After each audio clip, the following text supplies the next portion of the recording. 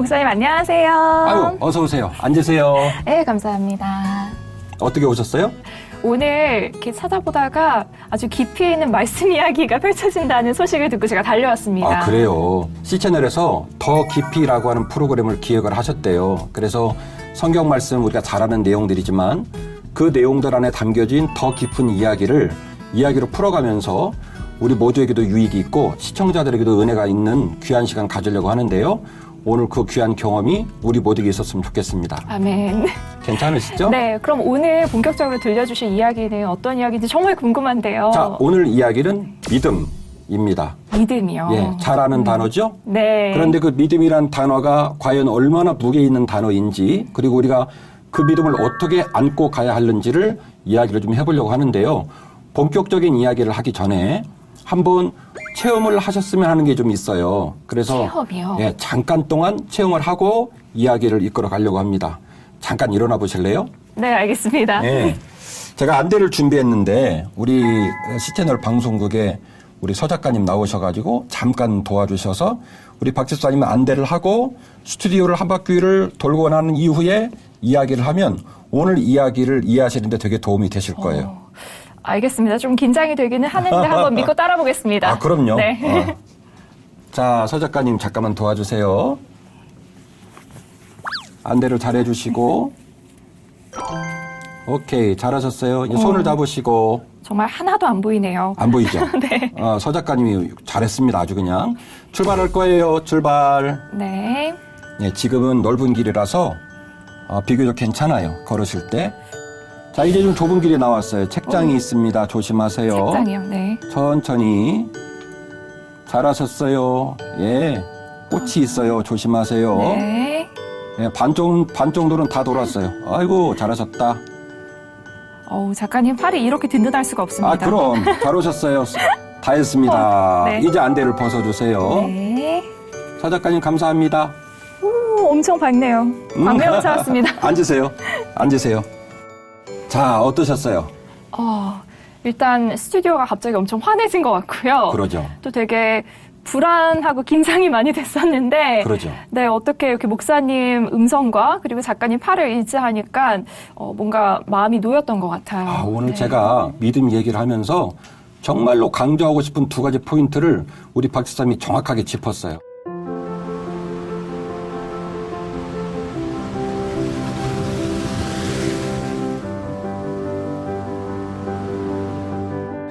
믿음이란 단어는 목회라는 목회자나 또 신앙생활하는 신자들이나 너무너무 자주 쓰는 단어인데 그 믿음이란 단어를 너무 자주 사용하다 보니 그 믿음 안에 담겨진 중요한 힘, 동력원을 우리가 놓치는 경우가 많은데 오늘 제가 박 집사님과 대화를 나누면서 이야기하고자 하는 시종일관 이야기하고자 하는 핵심적인 단어는 행동하는 겁니다. 믿음이라고 하는 것은 하나님께서 우리의 믿음을 위해서 지금도 창세 이후로 일하고 계시고 그 하나님이 일하고 계신 일에 우리가 반응을 해서 행동하는 것, 이것이 믿음이에요. 그러니까 행동으로 나타나지 않으면 아직 그 믿음은 열매를 맺기 위한 첫 발을 내딛지 못한 겁니다. 그래서 행함이 없는 믿음이 죽은 믿음이라는 말씀인 대단하시네. 그래서 오늘 서 작가님하고 죄송하지만 한 바퀴를 돌아주세요라고 말씀을 드렸던 거는 믿음의 길을 걸어가는 일이 쉬운 일은 아니구나. 그러나 반대로 말하면 그 믿음 안에 있는 두 단어, 제가 강조할 두 단어는 순종과 신뢰이거든요. 순종과 신뢰요. 그렇죠. 네. 신뢰는 오늘 함께 하셨던 그 장치, 툴로 말씀을 드리면 서 작가님의 손을 꼭 잡으신 게 신뢰고 그렇죠. 순종은 제가 계속 이야기를 해드렸어요. 맞아요. 넓은 길이에요. 네. 좁은 길이에요. 이게 이제 그 이야기에 순종을 했기 때문에 갈 수 있는 일이지 넓은 길이라는데 안 믿어지고 좁은 길이라는데 두렵지 않으면 못 가는 거죠. 그래서 맞습니다. 하나는 순종해야 되고 하나는 신뢰해야 되는 거고. 그러니까 오늘 더 깊이라는 프로그램 안에서 믿음을 이야기할 때 순종과 신뢰라고 하는 단어가 매우 중요하다. 이 이야기를 말씀드리려고 오늘 이 자리에 모신 겁니다. 네, 감사합니다. 자, 집사님. 네. 믿음의 조상 누굴까요? 믿음의 조상하면은 아브라함? 그렇지. 근데 집사님 말고도 제가 집회를 가거나 뭐 목회 현장에서나 사람들을 만나보면요. 다 100점이에요. 믿음의 조상이 누굽니까? 라고 물어보면 다 얘기해요. 아브라함. 심지어 우리 부목사님 딸도 얘야 믿음의 조상이 누구니? 아브라함이요. 이렇게 얘기하더라고요. 좋아요. 네. 두 번째 질문합니다. 그러면 아브라함이 왜 믿음의 조상일까요? 갑자기 물어보시니까 조금 당황스러운데요. 맞아요. 맞아요. 오늘 우리가 했던 거하고 힌트를 좀 생각하시면 답이 나올 것 같은데 아브라함? 그러면 순종과 신뢰를 통해서 빙고! 조상이 됐군요. 빙고, 맞아요. 성도를 만날 때마다 물어봐요. 왜 아브라함이 믿음의 조상이지요? 라고 물어보면 되게 당황해 하신단 말이에요. 근데 오늘 이후로 우리 박 집사님도 그리고 시채널을 시청하시는 우리 전국교회 성도님들도 오늘 이 방송을 함께 하시면서 이제는 질문 받으면 아브라함이 왜 믿음의 조상입니까? 주저함이 없이 순종과 신뢰 때문입니다. 라고 답변하시면 좋을 것 같아요. 네. 사진 하나 보여드리려고 하는데요. 네. 어떠세요? 노년에 아이를 얻은 거로 봐서는 아브라함 사진 오케이. 맞죠? 아브라함 네. 사진 맞아요. 그런데 어울리지 않죠? 할아버지가 이때 나이가 100세 정도 됐단 말이죠. 100세 때 낳은 거였어요? 그럼요. 와, 할아버지가 정말 노년이네요. 저렇게 아이를 안고 있는데 보통 이런 모습은 지금 우리들 교회 모습으로 생각한다면 할아버지가 조부가 손주를 안고 있는 그쵸. 모습이죠. 어딜 봐도 이거는 할아버지가 증손치를 맞아요. 그쵸. 그러니까 사실은 창세기에서 이야기하고 있는 그 아브라함에 관한 믿음의 이야기는 우리가 쉽게 읽을 수 있는, 가볍게 읽을 수 있는 내용이 아니에요. 100세가 다 되어서 아이를 낳은 그 이야기인데 이런 아브라함의 믿음, 아브라함이 어쩌면 이런 믿음을 가질 수 있을까를 얘기할 때 우리가 반드시 생각해 보아야 할 것이 순종과 신뢰다. 이렇게 말씀을 드리려고 하는 겁니다. 자, 우리 같이 한번 봤으면 하는 성경 말씀이 있는데 창세기 12장 1절 이하의 본문이에요. 한번 읽어주실래요? 네. 여호와께서 아브라함에게 이르시되 너는 너의 고향과 친척과 아버지의 집을 떠나 내가 내게 보여줄 땅으로 가라. 내가 너로 큰 민족을 이루고 내게 복을 주어 내 이름을 창대하게 하리니 너는 복이 될지라. 너를 축복하는 자에게는 내가 복을 내리고 너를 저주하는 자에게는 내가 저주하리니 땅의 모든 족속이 너로 말미암아 복을 얻을 것이라 하신지라. 이에 아브라함이 여호와의 말씀을 따라갔고 롯도 그와 함께 갔으며 아브라함이 하란을 떠날 때에 75세였더라. 아멘. 이야, 집사님. 제가 오늘 정말로 복을 받았어요. 그동안 제가 성경을 읽으라고 말씀을 드려가지고 이렇게 귀에 쏙쏙 들어오게 읽는 사람은 처음이었다. 아우, 감사합니다. 아나운서가 맞아요. 아주 또박또박 귀에 쏙쏙 박히게 읽어주셨는데 창세기 12장 1절 이하의 본문이 너무너무 중요한 본문이에요. 네. 신학자들은 창세기 1장에서 11장 구간을 원역사라고 얘기를 합니다. 그리고 12장 1절 이하의 본문을 하나님 백성의 역사라고 이야기를 합니다. 네. 그러니까 우리가 알고 있는 것처럼 천지창조 이야기 너무너무 중요한 얘기처럼 보이지만 백성의 시작, 민족의 시작, 하나님의 사람의 시작을 이야기할 때는 12장 1절 이하의 본문이 너무너무 중요하다라는 거죠. 방금 읽으신 본문의 말씀 보니까 아브라함이 몇 세였다고 그랬죠? 75세요. 아이고, 기억력도 좋으시네. 75세에 부름을 받았다 이렇게 얘기를 하고 우리가 알고 있는 것처럼 이삭을 낳을 때는 약 100세 정도 되는 나이입니다. 그런데 나이도 굉장히 심각하고 어려운 얘기지만 사실은 창세기 12장 1절 이하의 본문의 흐름 가운데서 중요한 것은 위치의 이동도 중요해요. 사진 한번 같이 보셨으면 좋겠는데 네. 어떠세요? 지도네요. 그렇죠. 오른쪽 아래 보시면 우르라고 돼 있죠? 네. 그 우르에서 출발을 쭉 해서 저 위에 12시 방향에 가면 하란이라는 지역이 나옵니다. 네. 그리고 하란에서 다시 한 7시 방향으로 내려가게 되면 세겜, 헤브론, 부엘세발, 가데스 바네아, 소알 땅, 그랄 땅 이렇게 나오거든요. 나중에 이제 헤브론에 갔다가 부엘세바에 머물게 됩니다. 이게 이제 아브라함의 이동 경로이거든요. 놀라운 사실은 갈대아 우르에서 하란까지가 1000km예요. 1000km. 놀래주시니까 감동이네.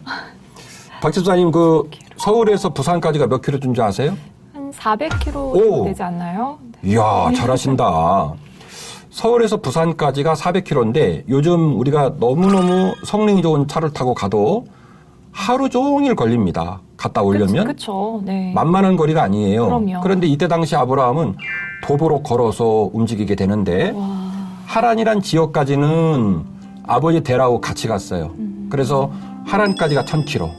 그리고 하란에서 부에르세바까지가 또한 800km. 부산을 몇 번 왕복하는 건가요? 네, 대단한 길이에요. 와. 그리고 고대 사회는 이런 모습이 있어요. 무리를 떠나면 고대 사회는 아직 국가 체계가 있는 시대가 아니기 때문에 무리를 떠나면 방랑자들에게는 범죄자의 혐의가 있었어요. 오. 혹은 무리에서 내쳐진 사람 네. 이런 혐의를 받았기 때문에 무리를 떠나서 이동하는 것은 굉장히 위험한 행동이에요. 지금 우리가 하는 여행하고는 느낌이 많이 다릅니다. 그러니까 조금 더 표적이 된다는 그런 의미인가요? 그럼요. 네. 그런데 이 아브라함의 일가들이 갈대아 우르에서 하란까지 1000km, 하란에서 부에르세바까지 800km, 거의 목숨을 내놓고 이동을 하는 그런 모습이었고, 또 한 가지는 갈대아 우르에 있었던 아브라함의 아버지 직업이 이 데라라는 아버지인데 직업이 뭐냐면 우상을 만드는 직업이었어요. 오. 아시나 모르겠지만 갈대아 우르에는 영어로 S-I-N, 신이라고 하는 우상이 있었는데 네. 그 이후에도 뭐 바알, 아세라, 다곤, 우리가 아는 수많은 잡신들, 신들이 너무나 많은 그런 모습이었는데, 그래서 고대 사회에 우상을 만드는 사람은 되게 부자였어요. 왜냐하면 신에 대한 수요도 많고 신 숫자도 많고. 그러니까 사실은 아주 발달된 고대 도시, 아버지의 직업은 우상을 만드는 직업이고 익숙한 땅이고 친척 본토의 땅이고 뭐 도저히 떠날 수 없는 자리에 있었던 아브라함의 일가를 하나님의 소명, 콜링한 거예요. 그런데 제가 오늘 이야기 프로그램을 시작하면서 박 집사님에게 죄송하지만 안대를 좀 써주세요라고 말씀을 드렸던 이유는 마치 아브라함이 이 길을 갈 때가 진짜로 박 집사님이 안대를 쓰시고 불편하게 한 걸음 한 걸음을 내딛었던 것처럼 그런 길을 걸어갔을 거라 생각을 했기 때문입니다. 그렇네요. 또 75세였잖아요. 예. 75세의 아버지면 또 연세가 더 많으셨을 텐데. 그렇지. 얼마나 어려웠을지 그냥 상상이 되질 않아요. 그래서 히브리서는 뭐라고 해석을 했냐면 그가 네. 부름을 받았을 때 갈 바를 알지 못하고 갔다. 그렇게 이야기를 했어요. 그야말로 이곳이 살 길인지 죽을 길인지 내게 유익이 될는지를 모르고 간 거예요. 그래서 믿음의 조상이네요. 아, 그럼요. 네. 그러니까 하나님을 그가 어떻게 그렇게 신뢰하고 어떻게 순종하게 됐는지는 자세히 알 수는 없어요. 나중에 저랑 같이 하나님의 나라 가서 아메리카노 한 잔을 마시면서 왜 그러셨냐고 좀 여쭤봐야 될 일이지만 네. 어쨌든 놀라운 사실은 뭐냐면 그렇게 내려놓기 어려운 본토 친척 또 아버지의 유리한 경제적 환경 이 모든 걸 내려놓고 너도 나도 따라가겠니? 내가 너로 하여금 큰 민족을 만들 거야 라는 이야기에 순종을 해서 움직였다는 게 문제죠. 움직였다는 게 놀라운 문제예요. 바로 행동한 거예요. 네. 그러니까 제가 오늘 계속 강조하는 건 뭐냐면 믿음은 행동하는 거다. 믿음은 생각하는 게 아니라 말하는 게 아니라 믿음은 행동하는 거다. 네. 그러니까 이 행동을 유발할 수 있는 동력원이 뭐냐면 순종과 신뢰입니다. 결국 하나님 아버지의 이야기를 듣고 순종하고 신뢰하고 그 먼 거리를 이동하게 되었다. 자, 이런 얘기이죠. 이 부름의 막연함 가운데서도 아브라함은 굴하지 않고 그 하나님의 부르심에 응답하고 반응하고 그 길을 또박또박 걸어 뭐가 됐다고요? 믿음의 조상이 되었다. 아이고 감사해요. 믿음의 조상이 되었다. 자, 오늘 제가 박 집사님에게 해주고 싶은 믿음의 이야기 첫 번째 이야기를 마쳤어요. 첫 번째 이야기는 뭐라고 그랬죠? 순종과 신뢰다. 아이고 감사합니다.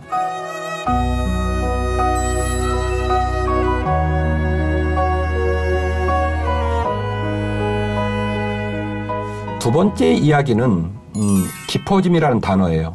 우리 집사님 이삭을 번제로 드린 사건 기억나시죠? 네, 모리아산 사건 오. 유명하죠. 대박. 모리아산이 어딘지는 아세요? 아니요. 모리아산 모리아에 있나요? 모리아산이 지금의 예루살렘 산이에요. 그래서 부엘세바에서 예루살렘 산으로 올라간 건데 물론 이제 신학자들의 고증에 관해서 그렇게 추측을 하는 거지만 어쨌든 지금까지 가이드라인을 받고 있는 건 예루살렘 산이다. 이렇게 가이드라인을 받고 있습니다. 자, 부엘세바에서 하나님께서 아브라함을 불러요. 불러가지고 뭘 시킵니다. 뭐라고 했을까요? 성경 말씀이 중요하니까 네. 아나운서 있으니까 오늘은 제가 계속 읽어달라고 부탁드릴 좋습니다. 거예요. 말씀 읽는 거 제일 좋아해요. 오케이. 창세기 22장 2절. 네. 여호와께서 이르시되 내 아들 내 사랑하는 독자 이삭을 데리고 모리아 땅으로 가서 내가 내게 일러준 한 산 거기서 그를 번제로 드리라. 아브라함이 아침에 일찍이 일어나 나귀의 안장을 지우고 두 종과 그의 아들 이삭을 데리고 번제에 쓸 나무를 쪼개어 가지고 떠나 하나님이 자기에게 일러주신 곳으로 가더니 제3일에 아브라함이 눈을 들어 그곳을 멀리 바라본지라. 아멘. 아멘. 아멘. 이런 내용이에요. 100세가 다 되어서 낳은 자식을 하나님께서 아브라함에게 모리아 땅에 가서 네 아들을 번제로 바치라 이 얘기예요. 이스라엘의 5대 제사 중에 번제라고 하는 제사는 제물을 좌우대칭으로 각을 뜨는 겁니다. 그래서 좌우대칭으로 각을 뜨고 안에 내장을 꺼내고 피를 사면에 뿌리고 그렇게 제사를 드리는 방식이거든요. 저는 감히 이 본문으로 설교를 많이 했어요. 여러분, 아브라함 믿음의 사람입니다. 아브라함이 말이죠, 이삭을 바치라는데 바쳤어요. 여러분도 바치세요. 깨닫고 난 다음에는 이 본문이 너무 마음이 아프고 그렇게 설교했던 제 모습이 미웠어요. 우리 아들이 수족구에 걸린 적이 있었어요. 근데 수족구가 심해가지고 식도까지 타가지고 물 한 모금이 안 넘어갔어요. 어머나. 그러니까 아기가 이제 말라가니까 뼈하고 가죽만 있고 링거를 2개나 꽂고 그리고 아이를 이제 등에 업고 있는데 열은 이제 39도 막 이 정도고 그런데 아이가 몇 개월 때 그런 거죠? 한 2살 됐을 땐가? 아직 엄청 어릴 때인데. 예. 그래서 참 그 병원 복도에서 많이 울었어요. 그때 제가 이렇게 기도를 했죠. 하나님, 우리 어린 아들이 무슨 죄가 있겠냐고. 우리 아이 이렇게 계속 아플 거면 차라리 저를 대신 데려가시고 우리 아이 좀 살려달라고 그렇게 기도를 했던 기억이 납니다. 그렇게 아이가 사투를 벌이는 고통을 겪는 모습을 보고 나니까 너무 제 마음이 아팠어요. 부모 마음은 차라리 내가 너 대신 아프고 싶다. 그쵸. 아니면 맞아요. 네가 죽어야 한다면 너 대신 내가 죽고 싶다. 이게 이제 부모의 마음이거든요. 그런 자녀를 향한 진한 사랑을 경험하고 난 다음에 오늘 본문을 읽고 나니까 그냥 못 읽겠더라고요. 그러니까요. 저도 이렇게 바쳐라 이런 설교는 많이 들었는데 오늘 목사님 말씀 들으니까 번제라는 건 각을 뜬다잖아요. 예. 그럼 내 아이의 각을 떠서 하나님께 바쳐야 된다는 건데 지금 가슴이 너무 힘드네요. 받아들이기가. 그럼 그러니까 네. 사람들은 자기 경험치만큼만 알아요. 100세가 다 되어서 아브라함에게 하나님이 그런 말도 안 되는 명령을 내렸거든요. 자, 이제 질문. 사라에게 이야기를 했을까요? 안 했을까요? 저도 그게 궁금했어요. 왜냐하면 오늘 방금 읽은 말씀에는 분명히 이삭과 종 2명만 데리고 갔다고 네. 나오잖아요. 그래서 아내 사라는 왜 동행을 하지 않았지? 이 부분이 저도 되게 궁금했어요. 앞뒤 문맥을 살펴보면 이야기를 안 했을 가능성이 99.9999%예요. 답답해. 이야기를 안 한 거예요. 두 사람에게 생명 같은 아들인데 그러니까요. 이 아들이 길을 떠나면 죽는데 이야기를 안 했어요. 자, 우리 박 집사님, 그 아브라함이 이야기를 안 한 것에 대해서 어떻게 생각하세요? 그럴 만하나요? 전혀요. 이해 안 되죠? 돌아왔는데 아들이 내가 노년에 힘들게 낳은 아들이 갑자기 사라졌는데 그걸 누가 받아들이겠어요? 맞아. 그 배신감과 상실감은 누가 위로해줘요? 맞아. 사실은 아브라함에 관해서 생각을 좀 해봐야 돼요. 그러면 이제 그 선택지가 2개예요. 첫 번째는 나쁜 남자. 그렇네요. 나쁜 남자네요. 나쁜 남자. 그 다음에 두 번째는 우는 남자. 우는 남자. 제 표현이에요. 이야기꾼인 제 입장에서 결국 100세가 되어서 모리아 산으로 갔던 아브라함은 우는 남자였겠구나라는 생각을 하는 거예요. 사라에게 얘기를 안 했으니까 당신 나쁜 남자야, 당신 좋은 사람 아니야 라고 말할 수 있겠습니다만은 믿음이라는 관점에서 본다면 아브라함은 우는 남자였겠다 이런 생각을 해보게 되는 겁니다. 그러니까 혼자 울고 있었다는 표현인 거죠? 아마 계속해서 속으로는 대성통곡을 했을 거예요. 그러니까 3일 동안 아브라함은 우는 거예요. 출발할 때부터. 아마도 이제 이삭에게 그 소풍 가자고 꼬셨을지 모르겠지만 어딜 가자고 얘기할 때 사라가 자꾸 따라다니면서 물어봤을 거예요. 여보 어디 가는데? 뭐 하러 가는데? 언제 오는데? 나는 왜 안 데려가? 아마 계속 그렇게 물어봤을 거예요. 그때마다 아브라함이 얼마나 괴로웠을까. 그렇네요. 여보, 사실은 우리 아들 죽으러 간다. 마지막 길이야. 당신 마지막이니까 잘 봐도 아마 얼마나 그렇게 말하고 싶었을까. 나쁜 남자가 아니었다면 아마 그는 우는 남자였을 거예요. 그렇네요. 제가 느끼기로는. 네. 그래서 얼마나 눈물이 나고 얼마나 아내에게 그 말을 해주고 싶었을까. 여보, 우리 아들 마지막 가는 길이야. 한번 안아줘. 그런데 그런 얘기를 했다가는 이제 못 가는 거지. 박 집사님 같으면 보내겠어요? 못 보내죠. 아, 나도 못 보내. 그러니까 얘기를 따라가서 막죠. 막지. 그래서 결국에는 이야기를 못하고 아내에게 이야기를 못하고 길을 떠납니다. 성경에 안 나오는 내용이지만 그 마지막 가는 길을 준비하는 그 아브라함의 과정 속에서 5분 전이 다르고 5분 후가 다르고 그쵸. 첫날이 다르고 둘째 날이 다르고 아마 얼마나 중간에 곤백번 그 길을 돌아가고 싶었겠어요. 다 엎어버리고 그만두겠다. 하나님 나한테 이럴 수 있을까? 아마 그 마음 안에서 끊임없는 갈등과 범민이 있었을 거예요. 그런데 그 모든 것들을 몸에다가 녹여내면서 울면서 그 길을 떠난 거죠. 이삭은 아브라함하고 소풍을 가는 마음으로 걸어갔겠지만 아브라함 입장에서는 야 이놈아 얘야 네가 가는 마지막 길이야. 그러니까 네가 제일 좋아하는 신발 신으렴.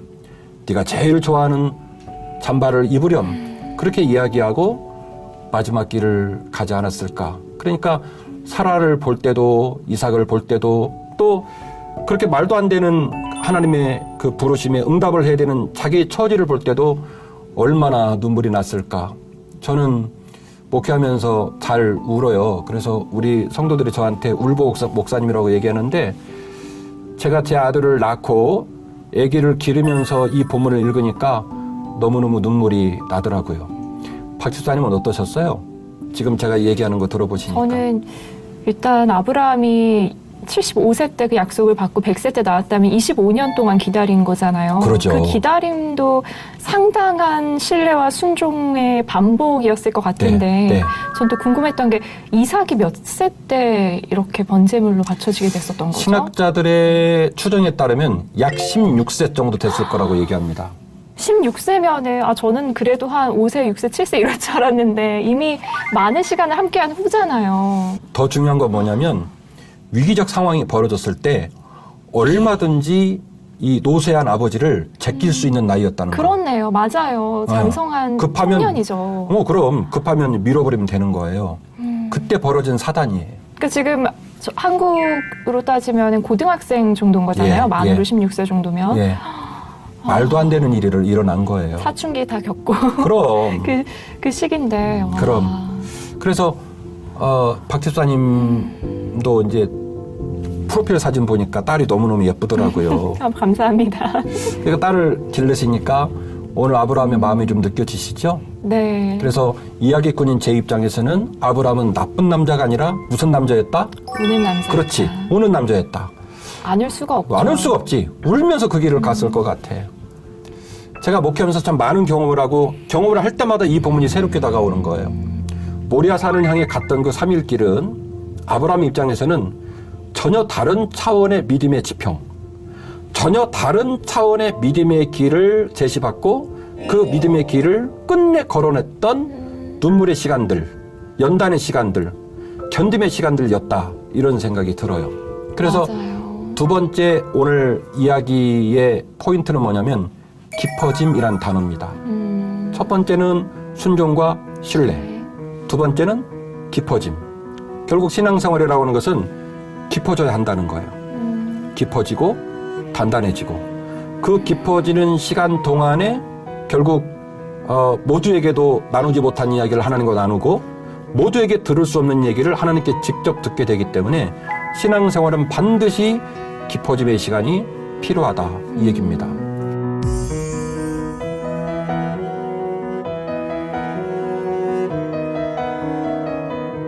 이 이야기를 조금 더 이제 다른 차원에서 좀 나눠보려고 제가 박 집사님한테 미리 사진을 좀 보내드렸는데. 네, 맞아요. 그림. 네, 레므렌트 작가. 오케이. 네, 화가 그림을 3편 보내셨더라고요. 예.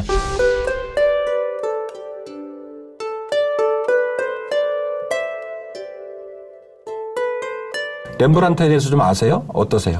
제가 목사님께 사진을 받고 좀 공부를 해봤는데요. 네. 이 렘브란트도 독실한 크리스천 화가였다고 하더라고요. 네, 맞아요. 그래서 성경 인물들 나오는 그림을 많이 그렸다고 그렇게 들었습니다. 그 렘브란트 그림은 아주 특징적인 그 포인트가 하나 있는데 키아로스쿠로 기법이라는 포인트예요.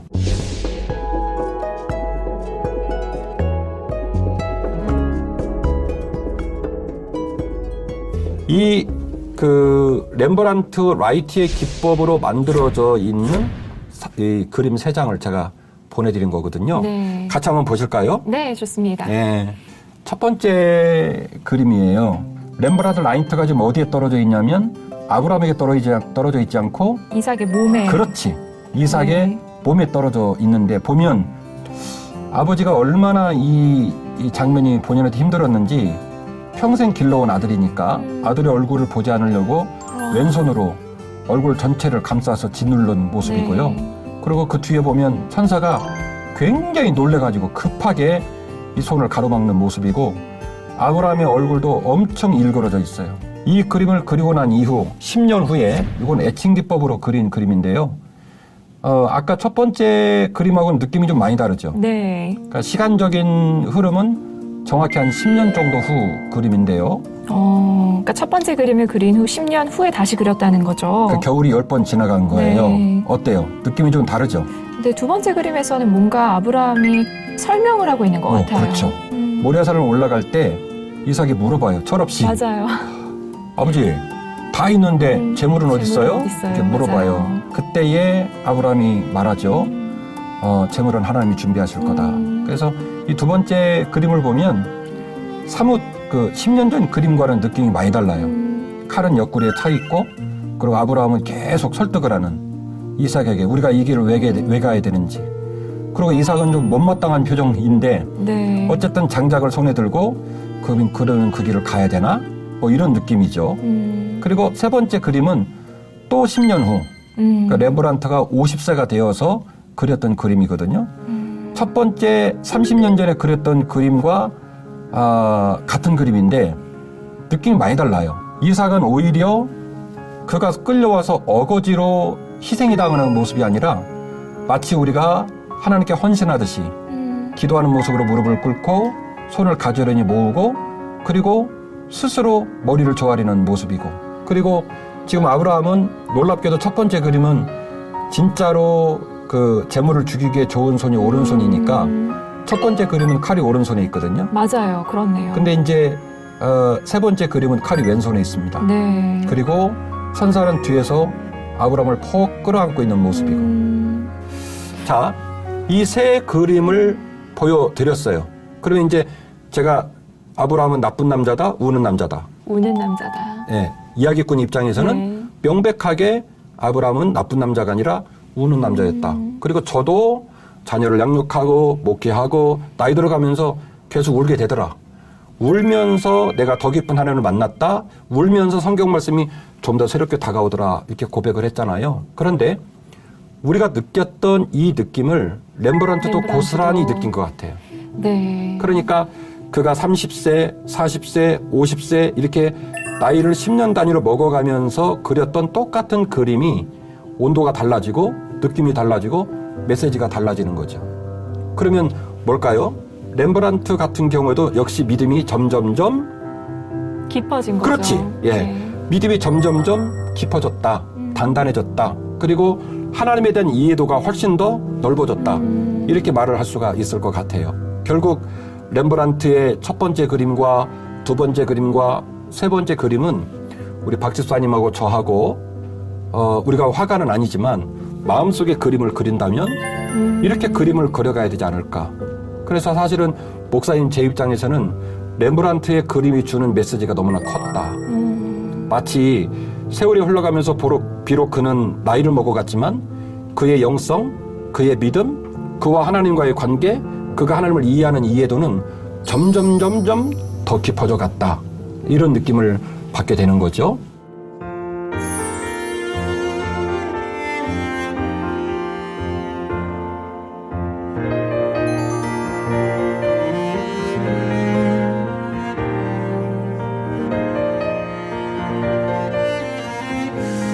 집사님, 저는 목회자이지만 하나님께서 제 목회에 복 주기를 간절히 원하면서 기도하고 살아요. 해보니까 목회는 열심히 한다고 되는 일이 아니에요. 하나님 복을 주셔야 돼요. 그리고 우리 집사님도 복을 주셔야 됩니다. 아멘. 제가 우리 대기실에서 자녀를 더 낳으세요라고 말씀을 드렸는데 아기를 낳는 일도, 아기가 무럭무럭 자라는 일도, 또 귀한 딸이 엄마보다 더 찬란하게 빛나는 일도 엄마의 수고와 애씀만 갖고는 안 돼요. 반드시 하나님의 복이 필요해요. 맞습니다. 그러니까 우리가 믿음으로 깊어져서 한 걸음 한 걸음 믿음의 길을 걸어가실 때 하나님께서도 그 복된 자리에 복 주시기 원해서 순양을 예비하셔서 한 걸음 한 걸음 그 복된 자리로 불러오시는 역사가 우리는 모르지만 볼 수 없고 인지할 수 없고 알 수 없지만 하나님이 지금도 그 기적을 행하신다는 믿음을 우리가 꼭 가져야 될 줄로 믿습니다. 아멘. 어떠세요? 네. 저는 그 믿음이라는 게 일단 오늘 아브라함의 이야기를 통해 들으면서 우리가 성경 읽을 때는 뭐 네. 떠나라, 떠났다, 뭐 간단하게. 약속한다, 그리고 아이를 주셨더라 이런데 사실 그 사이에는 우리가 알지 못하는 그 아브라함의 고뇌와 또 순종과 신뢰의 그런 반복이 네. 있었다는 게 네. 조금 더 제 현재 삶에 적용시키는 게 더 잘 되는 것 같아요. 그렇지. 네. 네. 그래서 이제 오늘 다 끝났어요. 다 끝났는데 우리 성도들이 너무 좋아하는 말씀이 있어요. 아나운서이시니까 이 말씀 마지막에 한번 네. 또박또박 읽어주실래요? 여호와의 사자가 하늘에서부터 두 번째 아브라함을 불러 이르시되 여호와께서 이르시기를 내가 나를 가리켜 맹세하노니 네가 이같이 행하여 내 아들 내 독자도 아끼지 아니하였은즉 내가 내게 큰 복을 주고 내 씨가 크게 번성하여 하늘의 별과 같고 바닷가의 모래와 같게 하리니 내 씨가 그 대적의 성문을 차지하리라. 아멘. 아멘.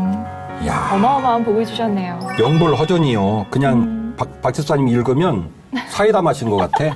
아, 감사합니다. 또박또박 귀에 주님. 들어와요. 아멘. 우리 성도들이 너무너무 좋아하는 말씀. 내가 내 자손을 하늘의 별과 같이 할 거야. 내가 너의 자손을 저 바닷가의 모래처럼 할 거야. 이 말씀을 너무너무 좋아하세요. 오늘 이 이야기는 아브라함에게 느닷없이 준 말씀이 아니에요. 우리가 방금 읽으신 본문은 어떤 본문이냐면 천사를 보내셔서 급하게 얼마나 급하셨는지 두 번 재차 불러요. 아브라함아, 아브라함아. 그러니까 이 본문을 이렇게 읽어야 돼. 아브라함아 이렇게 읽으면 안 되고 막 급하신 다급하게. 거야. 막 다급하게. 아브라함아, 아브라함아. 내 손을 멈춰라. 내 손을 멈춰라. 얘기하고 예비된 순양으로 제사를 드리게 하고 주여. 그리고 난 직후해 주신 메시지예요. 그러니까 우리가 아브라함의 믿음의 조상이다. 그리고 중간 생략하고 아브라함에게 이런 약속을 주셨다. 하늘의 별, 바닷가의 모래처럼 우리 아들도 그렇게 될 거야. 우리 딸 그렇게 될 거야. 이거는 제가 볼 때는 건강한 신앙이 아니에요. 그러니까 오늘 이 본문의 말씀은 배경사가 있더라는 거예요. 그냥 나온 말씀이 아니에요. 그래서 결국에는 아브라함이 우는 남자로서 충분한 고통의 총량을 채우고 눈물의 총량을 채우고 기다림의 총량을 채우고 그분을 향한 순종과 신뢰와 그 순종한 신뢰를 몸에 담아냈던 그의 삶의 경험치, 그 경험치가 차곡차곡 쌓여지고 난 후 오늘 본문의 말씀처럼 이제 네가 네 독자도 아끼지 않는 걸 내가 보고 내가 너에게 이런 복을 주겠다는 거예요. 이 놀라운 복을 아브라함에게 주신 이유는 아브라함이 믿음의 조상될 만한 믿음을 갖추었기 때문입니다.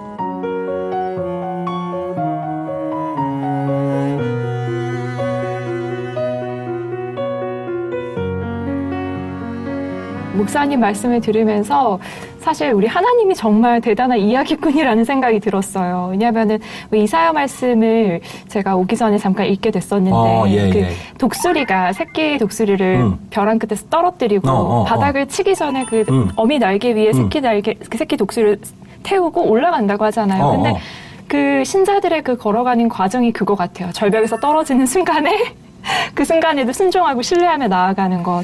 그래서 그런 그 기다림 속에서 우리가 갈 바를 알지 못할 때 신뢰하는 것을 하나님은 그렇지. 정말 기쁘게 생각을 하시는구나. 그리고 오늘 촬영을 하면서 제가 마음에 계속 떠올랐던 성경 구절이 있었는데요. 네네네. 그게 뭐였냐면 믿음이 없이는 하나님을 기쁘시게 할 수 없으니 하나님을 찾는 자는 반드시 그가 계심과 또 찾는 자에게 상 주시는 이심을 믿어야 그렇지. 할지니라. 그렇지. 그래서 그 하나님께서 정말 주신다는 확신을 갖고 그 깊어지는 과정이 바로 그 과정인 것 같다는 그런 마음에 감동이 왔습니다. 대박.